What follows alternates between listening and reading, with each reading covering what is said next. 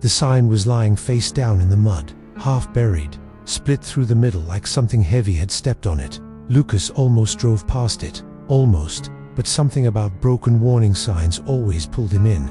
They suggested mystery, neglect, forgotten places, perfect content. He reversed the car and stopped on the shoulder. Marina didn't speak right away. She was staring past the sign. The forest began only 20 feet from the road. No gradual transition, no thinning trees, just a wall, a dense, unnatural wall of dark green, rising straight up from the earth. Lucas stepped out and flipped the sign over. Restricted entry restoration area. The lower half was scratched beyond readability. He smiled. This is gold. Marina didn't smile back. Or it's a reason not to go in. He grabbed his camera. Relax. It's probably abandoned regulation. Nobody maintains this stuff. The air changed the moment they stepped closer to the tree line. Not colder, not warmer, thicker. Breathing felt like pulling air through fabric. Lucas lifted the camera.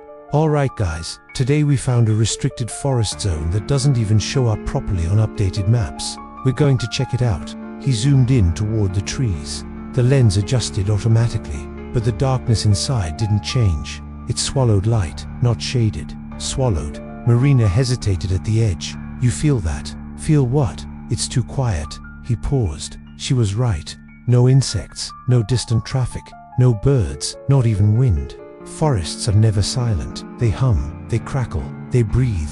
This one felt contained, as if silence was being maintained. Lucas stepped across the threshold first. The sound of the road vanished instantly, like someone closed a door behind them.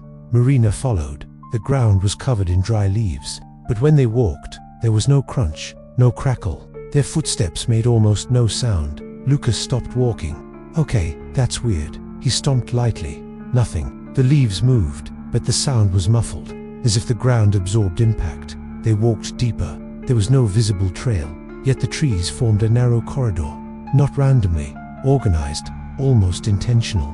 The trunks leaned slightly inward, subtle, but noticeable, like ribs enclosing a passage. Marina turned slowly. Where's the road? Lucas looked behind them. The entrance was gone, not blocked, not hidden by fog, gone. The trees behind them formed the same dense wall as everywhere else. There should be a gap, he muttered. There wasn't. The air pressure shifted. A faint popping sound echoed from somewhere to the right. Wood cracking.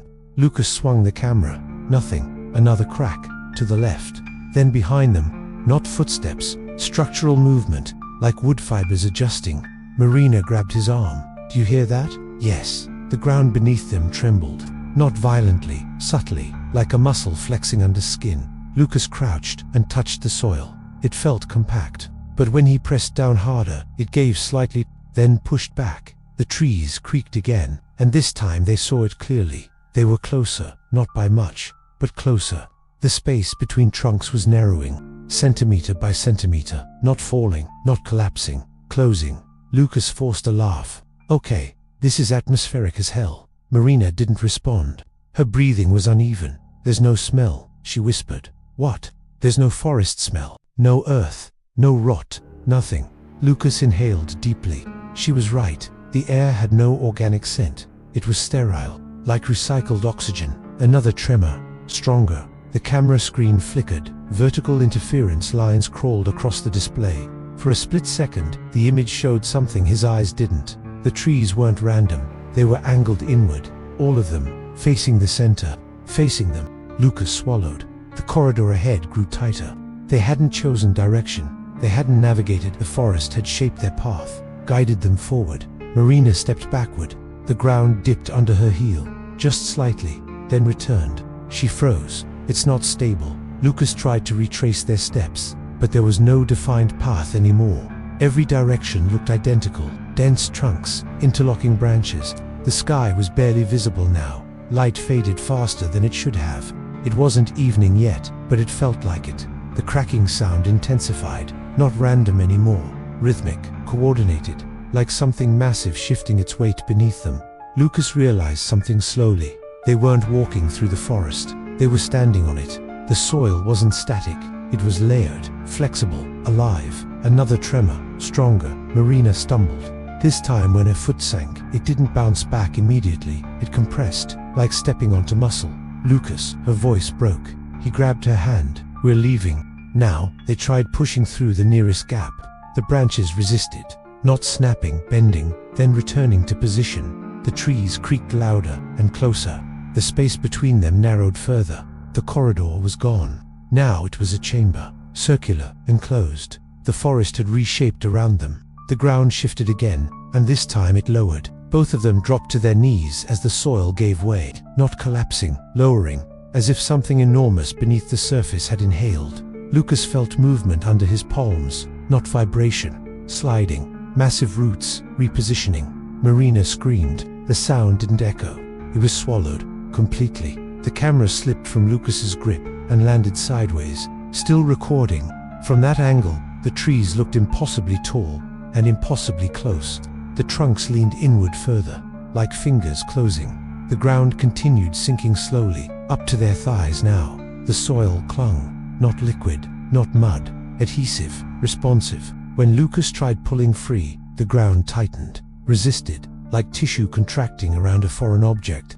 Marina's breathing turned into panicked gasps. "It doesn't want us here." It wasn't superstition, it was deduction. Lucas felt something else then. Pressure, not physical weight. Awareness. The forest wasn't attacking. It was correcting. They were not prey. They were contamination. Foreign matter introduced into a closed system, and the system was responding. The trees groaned loudly, a deep, resonant sound. Wood under tension, millions of fibers flexing simultaneously. The ground rose slightly on one side, lowered on the other, tilting them inward, toward the center. Lucas understood too late. There was no escape because there had never been entry. The moment they crossed the boundary, the forest reorganized, closed behind them, adapted around them. Marina's shoulders disappeared below the surface. She tried to scream again. The earth covered her mouth. Lucas reached the soil, surged upward, not violently, deliberately, like a body sealing a wound. The camera continued recording as the view filled with bark. Branches interlocked above, blocking the last of the light. The final audio wasn't screaming.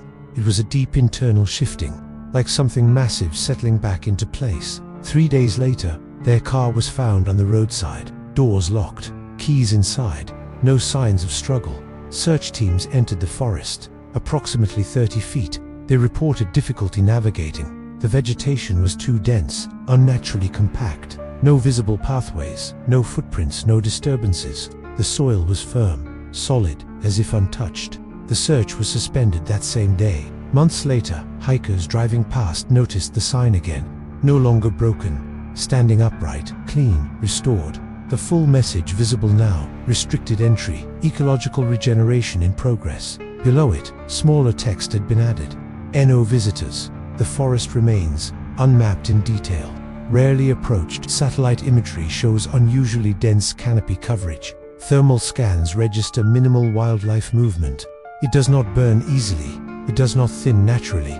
It simply exists, contained, self-maintained, because it is not just a forest, it is an organism, and organisms protect themselves. You can step inside, you can record, you can document, you can believe you are exploring something passive, but the moment your weight presses into that soil, you are no longer a visitor. You are an intrusion, and intrusions are not hunted. They are removed, quietly, systematically, without violence, without noise, because the forest doesn't chase. It doesn't warn twice. It simply closes. And once it does, there is no path back out.